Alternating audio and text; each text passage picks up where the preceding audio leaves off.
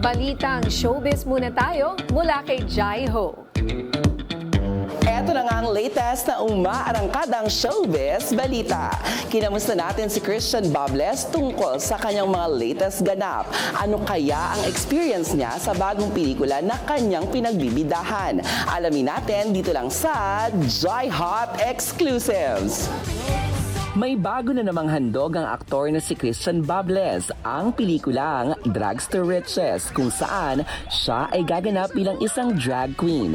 Tungkol saan ang pelikulang ito? Ito ay kwento ng isang magkapatid na pinaghiwalay ng panahon ng tadhana.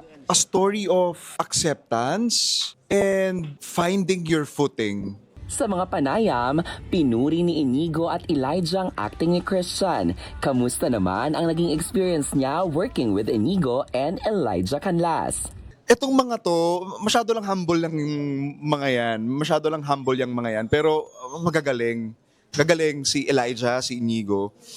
Hindi ko rin, I guess, mapoportray ng maayos yung character ko if not because of them. Dahil most of my scenes are with them.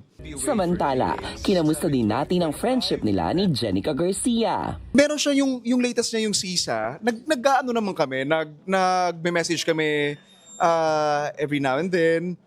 But ngayon, I think focus sa kanya-kanyang karere. Pero ang isang kaibigan naman, lalo na kung totoo ang friendship, hindi naman mawawala ang communication yan.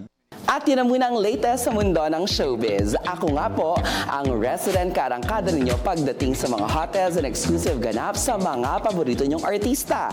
Ang nag-iisang beshi ng bayan para sa Jai Hot Exclusives, balik sa inyo. Maraming salamat, Jai Ho.